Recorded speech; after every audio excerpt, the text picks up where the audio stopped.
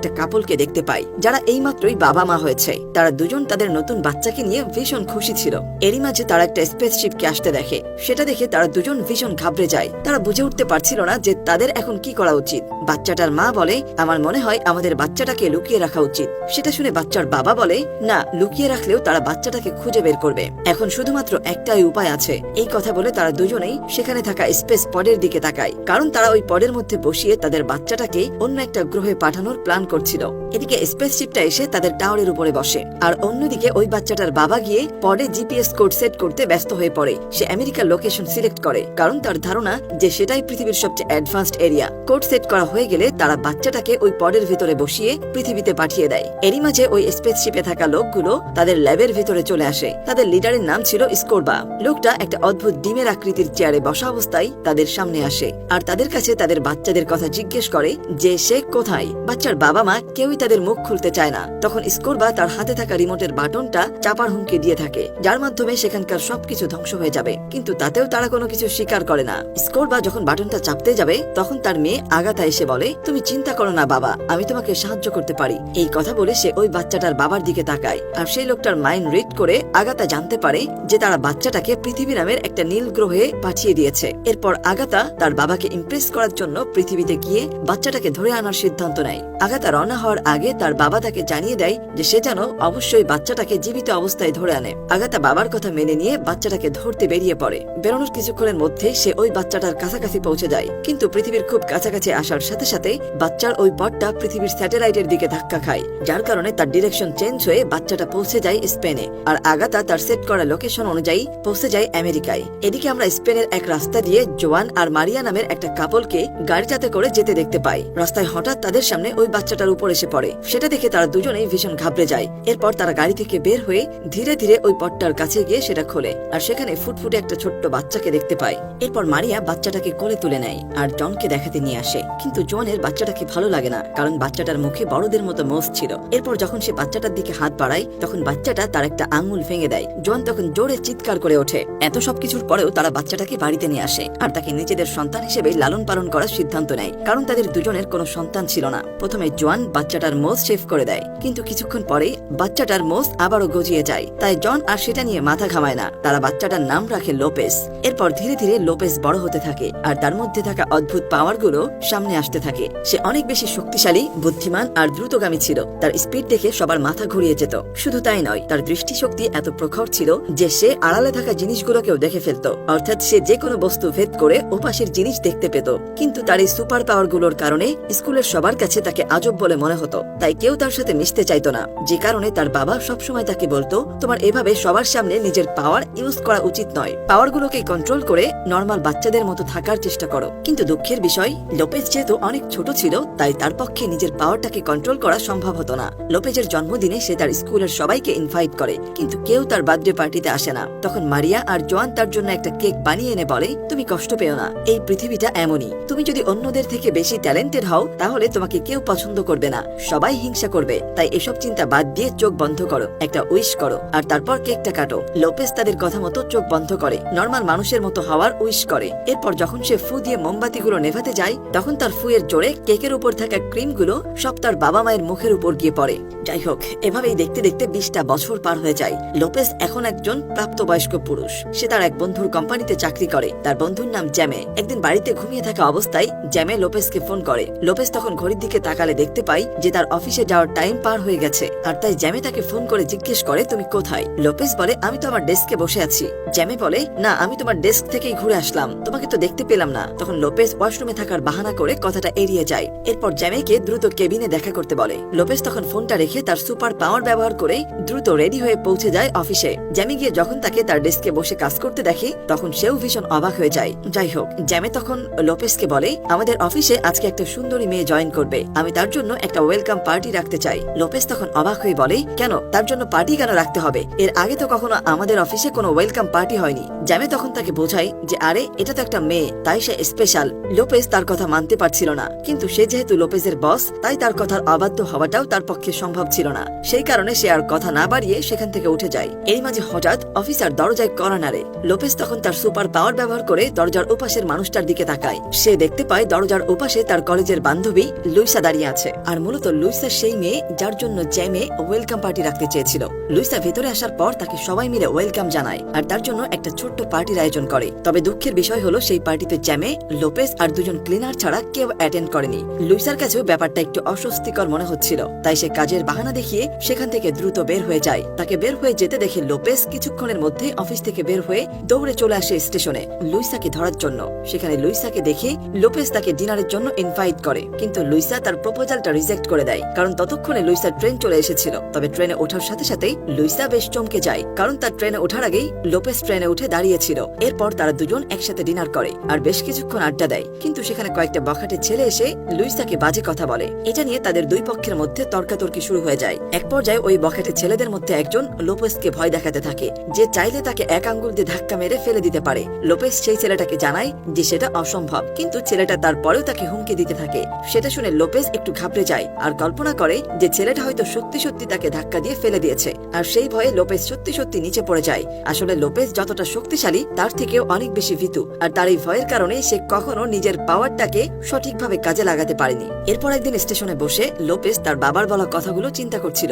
এরই মাঝে হঠাৎ একটা ট্রেন তার সামনে দিয়ে দ্রুত গতিতে যেতে থাকে। সবাই ভীষণ অবাক হয়ে যায় যে ট্রেনটা স্টেশনে থামলো না কেন, কিন্তু পরবর্তীতে তারা জানতে পারে যে ওই ট্রেনটা ব্রেক ফেল করেছে। লোপেজ তখন দৌড়ে চলে যায় পরের স্টেশনে ওই ট্রেনটাকে থামানোর জন্য, কিন্তু ট্রেনের স্পিডের কাছে তার সুপার স্পিড হার মেরে যায়। এরপর সে ওই স্টেশনে থাকা আগুন নিভানোর পানির পাইপটা বের করে এনে কোনোভাবে ট্রেনটা আটকানোর চেষ্টা করে। তবে এবার সৌভাগ্যবশত সে ট্রেনটাকে আটকাতে সফল হয়। এরপর সে দ্রুত একটা ক্যাপের মাধ্যমে নিজের চেহারাটা লুকিয়ে সেখান থেকে পালিয়ে যায়। তবে তার এমন অসাধারণ সুপার পাওয়ারের কথা রাতারাতি সারা দেশে ছড়িয়ে পড়ে, আর সেই খবর গিয়ে পৌঁছায় করবার মেয়ে অগাতার কানে। অগাতা তখন একটা বড় টেক কোম্পানির মালিক। একদিন সে একটা সেমিনারে তার নতুন রোবট সম্পর্কে সবাইকে জানাচ্ছিল। এরই মাঝে গ্রুপের একজন মেম্বার তাকে ফোন করে জানায় যে চিটন থেকে পৃথিবীতে আসা সেই ছেলেটার খোঁজ পাওয়া গেছে। সেটা শুনে অগতা দ্রুত সেখান থেকে বের হয়ে তার লোকেদের কাছে ডিটেলস জিজ্ঞেস করে। গ্রুপের লোকেরা তখন তাকে ওই স্টেশনের সিসিটিভি ফুটেজটা দেখায়, কিন্তু তাতে লোকেদের চেহারা দেখা যাচ্ছিল না। কিন্তু আগে তার কাছে এই ইনফরমেশনটুকুই যথেষ্ট ছিল যে সে একাই একটা ট্রেন থামিয়ে দিয়েছে। এটা অবশ্যই কোনো সাধারণ মানুষের পক্ষে করা সম্ভব নয়। এদিকে লোপেজের অফিসেও ওই ট্রেন থামানোর নিউজটা নিয়ে তোলপাড় শুরু হয়ে যায়, কিন্তু সেখানেও কেউ জানতো না যে ওই কাজটা আসলে লোপেজের ছিল। এরপর নিউজে আগের তার একটা ইন্টারভিউ দেখতে পায় তারা। সেখানে আলাদা বলছিল যে সে খুব দ্রুত স্পেনে গিয়ে সেই লোকটার সাথে দেখা করতে চায়, যে লোকটা চলন্ত ট্রেনকে থামানোর মতো দুঃসাহস দেখিয়েছে। আর তার ধারণা যে তারা দুজন মিলে অনেক নতুন নতুন জিনিস আবিষ্কার করতে পারবে। এরপর অগাতা তার বাবাকে ফোন করে জানায় যে সে লোপেজকে অর্থাৎ সেই ছেলেটাকে খুঁজে পেয়েছে আর সে দ্রুতই তাকে নিয়ে তার প্ল্যানেটে ফিরে যাবে। করবা তখন বিরক্ত হয়ে তার মেয়েকে বলে, তুমি যদি এবার তাকে ধরে আনতে না পারো তাহলে তোমাকে সহ পৃথিবীর সবকিছু আমি ধ্বংস করে দেব। আর তার বাবার এমন কথার কারণ হলো পৃথিবীতে এত বছর থাকার পরেও সে লোপেজকে ধরে আনতে পারেনি। পরদিন লুইসা রেস্টুরেন্টে বসে লোপেজের জন্য অপেক্ষা করছিল, আর লোপেজ বাসা করে লুইসার সাথে দেখা করতে আসছিল। লোপেজের আসতে দেরি দেখে লুইসা যখন তাকে ফোন করে তখন লোপেজ জানায় যে তার আসতে মাত্র কয়েক মিনিট সময় লাগবে। তার কথা শেষ হওয়ার সাথে সাথেই তার কানে হঠাৎ একটা তীব্র আওয়াজ ভেসে আসে, আর সেই আওয়াজের কারণে লোপেজ আউট অফ কন্ট্রোল হয়ে যায়। সে যন্ত্রণা সহ্য করতে না পেরে ফ্লোরের উপরে পড়ে যায়। আর এই আওয়াজটা মূলত আগে তার ছিল, কিন্তু লোপেজ সেটা বুঝতে পারে না। তার মনে হচ্ছিল যে এটা হয়তো কোনো রেডিও ওয়েভ হবে। তখন অগাতা লোপেজকে বলে, তুমি আমার সাথে কথা বলার চেষ্টা করো না, কারণ আমি তোমার কথা শুনতে পাবো না। আর যত দ্রুত পারো আমার সাথে এসে দেখা করো, আমি তোমাকে সবকিছু বুঝিয়ে বলবো। লোপেজ তখন লুইসার কথা ভুলে গিয়ে সরাসরি আগে তার অফিসে চলে যায়। অগতা সেখানে আগে থেকেই বসে লোপেজের জন্য অপেক্ষা করছিল। অগতার কথা শুনে লোপেজ হিপনোটাইজ হয়ে তার অফিস পর্যন্ত পৌঁছে যায়। অফিসে যাওয়ার পর অগতা তাকে বোঝানোর চেষ্টা করে যে তারা দুজনই একই রকম, তারা দুজনেই একই গ্রহ থেকে এসেছে, কিন্তু লোপেজ তার কোনো কথাই বিশ্বাস করে না। সেখান থেকে চলে যাওয়ার চেষ্টা করে। অগতা তখন লোপেজের মাইন্ড রিড করে জানতে পারে যে লুইসা তার জন্য অপেক্ষা করছে, তাই সে তার লোকেদেরকে অর্ডার দেয় লোপেজকে আটকানোর জন্য। কিন্তু লোপেজ চোখের নিমিষেই সবাইকে হারিয়ে সেখান থেকে বের হয়ে যায়। তখন অগাতা লুইসাকে টার্গেট করে যাতে তার মাধ্যমে সে লোপেজকে বসে আনতে পারে। তাই সে লুইসার অফিসে একটা রোবট স্ক্যানার পাঠায় লুইসাকে খোঁজার জন্য। জ্যামি যখন সেই রোবটটা দেখে ফেলে তখন সেই রোবটটা জ্যামের উপর অ্যাটাক করতে শুরু করে। সৌভাগ্যবশত সেখানে আরো দুজন লোক ছিল যারা দৌড়ে এসে ওই রোবটটাকে নষ্ট করে ফেলে। এদিকে লোপেজ গিয়ে লুইসার বাড়ির সামনে গিয়ে তাকে মানানোর চেষ্টা করে, কিন্তু লুইসা তখন রাগের মাথায় বলে, তুমি আমাকে পছন্দ করো না, সেটা আমাকে বলে দিলেই পারতে, অযথা এভাবে অপমান করার কোনো প্রয়োজন ছিল না। লোপেজ তাকে জানায় যে রাস্তায় তার সাথে আজব কিছু ঘটনা ঘটেছে, কিন্তু লুইসা তার কোনো কথাই বিশ্বাস করে না। তখন লোপেজ তার কাছাকাছি গিয়ে তাকে বোঝানোর চেষ্টা করে, আর তখন তাদের জ্যামি দেখে ফেলে। তাদের দুজনকে একসাথে দেখে জ্যামি খুবই কষ্ট পায়। এরই মাঝে অগতা সেখানে চলে আসে আর জ্যামির মাইন্ড রিড করে জানতে পারে সে লুইসাকে ভালোবাসে। এরপর সে জ্যামিকে বলে, তুমি একদম চিন্তা চিন্তা করো না, আমার সাথে চলে আসো, আমি তোমাকে লুইসাকে পেতে সাহায্য করব। এদিকে লোপেজ গিয়ে তার বাবা মার কাছে জিজ্ঞাসা করে, আমি কি তোমাদের ছেলে না, আমাকে কি তোমরা কুড়িয়ে পেয়েছো? এই কথা শুনে তার বাবা মা ভীষণ ঘাবড়ে যায়। তারা লোপেজের কাছ থেকে সত্যিটা লুকানোর চেষ্টা করে, কিন্তু পারে না।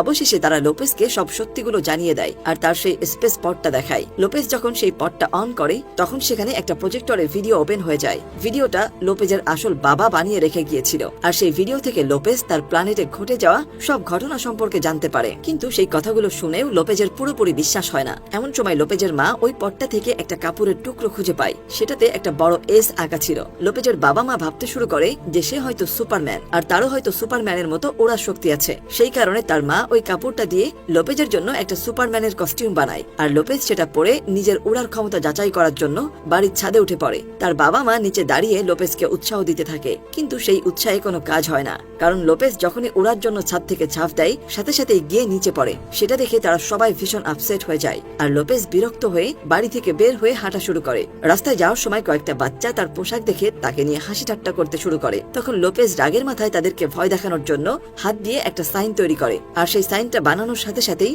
সে হঠাৎ করে আকাশে উঠতে শুরু করে। কিন্তু যেহেতু সে প্রথমবার উঠছিল তাই নিজেকে কন্ট্রোল করাটা তার জন্য কষ্টকর হয়ে যায়। অনেক কষ্টে এদিক সেদিক উঠতে উঠতে সে বাড়িতে ফিরে আসে। পরদিন লুইসা হঠাৎ করে লোপেজদের বাড়িতে চলে আসে। তার বাবা মা তাকে দেখে একটু অবাক হয়ে যায়, কিন্তু লুইসা বলে যে সে লোপেজের ব্যাপারে সবকিছু জানে। এরপর সে লোপেজের সাথে তার রুমে গিয়ে বসে। সেখানে গিয়েই লুইসা আগে তার ব্যাপারে বিভিন্ন ভালো ভালো কথা বলতে শুরু করে, অনেক বোঝানোর চেষ্টা করে যে অগতা অনেক ভালো, সে লোপেজের উপকার করার চেষ্টা করছে। কিন্তু লোপেজ তার কথায় পাত্তা না দিয়ে উল্টো জিজ্ঞেস করে যে এসব কথা পরে হবে, আগে বলো কাল রাতে কি হয়েছিল, তোমার রাগ কমেছে? আসলে ওই মেয়েটা লুইসা ছিল না, সে ছিল অবতারের পাঠানো একটা রোবট, আর তাকে আগে থেকেই সব ব্যাপারে গাইড করা ছিল। কিন্তু লোপেজের এই কথা শুনে সে অনেক কনফিউজ হয়ে যায়, কারণ সে তো জানতোই না যে গত রাতে তাদের মধ্যে কি হয়েছে। তাই তারা জ্যামিকে ধরে নিয়ে আসে লুইসাকে ফাঁসানোর জন্য, কিন্তু তাতেও বিশেষ কিছু লাভ হয় না। তাই লুইসাকে বলে যে কালকে যা কিছু হয়েছে সে ব্যাপারে আগে জ্যামের সাথে আমার কথা বলা উচিত। এটা শুনে জ্যামি ভীষণ ইমোশনাল হয়ে পড়ে, আর লোপেজের উপর তার সব রাগ গলে পানি হয়ে যায়। তখন অগাতা বুঝে উঠতে পারে না যে সে ওই সিচুয়েশনটা কিভাবে হ্যান্ডেল করবে, তাই সে ওই রোবটটাকে অর্ডার করে লোপেজকে মেরে ফেলার জন্য। রোবটটা তখন লোপেজের উপর একের পর এক আঘাত করতে শুরু করে। লোপেজ যখন বুঝতে পারে যে ওই রোবটটা লুইসা নয়, তখন সে রোবটের উপর পাল্টা অ্যাটাক করতে শুরু করে এবং এক পর্যায়ে ওই রোবটের বডি থেকে তার মাথাটা উড়িয়ে দেয়। লোপেজের মা তখন লোপেজকে সতর্ক করে যে অগতা হয়তো আবার লুইসার কোনো ক্ষতি করার চেষ্টা করবে। তাই লোপেজ দ্রুত লুইসাকে খোঁজার জন্য বেরিয়ে পড়ে। রাস্তায় লুইসার মতো একটা মেয়েকে দেখে লোপেজের সন্দেহ হয় যে এটা আসলে লুইসা কিনা। যখন সে গিয়ে লুইসাকে নানা রকম প্রশ্ন করতে শুরু করে তখন লুইসা বলে, কি সমস্যা তোমার? তোমাকে না বলেছিলাম আমার থেকে দূরে থাকতে? এই কথা শুনে লোপেজ নিশ্চিত হয়ে যায় যে ওই মেয়েটা আসল লুইসা। তাই সে লুইসাকে তার ইউনিফর্মটা দেখায় আর সেই সাথে সব সত্যিগুলো খুলে বলে। কিন্তু লুইসার কথা বিশ্বাস করে না, তখন বলে আমি তোমাকে প্রমাণ করে দিতে পারি। এই কথা বলে ওড়ার প্রস্তুতি নিতে গেলেই কয়েকটা কস্টিং করা লোক তাকে পেছন থেকে টেনে ধরে। ওই লোকগুলো স্পাইডারম্যান, ব্যাটম্যান সেজে রাস্তায় রাস্তায় ঘুরে বেড়াচ্ছিল, আর তারা মনে করে যে লোপেজ হয়তো তাদের মধ্যে একটা বেকার লোক। লোপেজ যখন তাদের সাথে কথা বলায় ব্যস্ত ছিল সেই ফাঁকে অগতার লোকেরা লুইসাকে কিডন্যাপ করে নিয়ে যায়। সেটা দেখে লোপেজ দ্রুত আগে তার অফিসের উদ্দেশ্যে রওনা হয়। সেখানে গিয়ে সে দেখে লুইসা আর জ্যামিকে বেঁধে রাখা হয়েছে। তবে অদ্ভুত ব্যাপার হলো লুইসা তখনও লোপেজের কথাই বিশ্বাস করছিল না। তাই জ্যামি লোপেজকে অনুরোধ করে যেন সে পাওয়ারের কোনো প্রমাণ দেখায় যাতে সহজে বিশ্বাস করে নেয়। তখন লোপেজ লুইসার সামনে প্রমাণ করে দেয় যে তার কাছে সুপার পাওয়ার আছে। এরপর যখন সে লুইসার হাতের বাঁধন খুলে দেয় তখনই অগতার আওয়াজ তার কানে ভেসে আসে, আর সে আবারও যন্ত্রণায় কাতরাতে কাতরাতে ফ্লোরে শুয়ে পড়ে।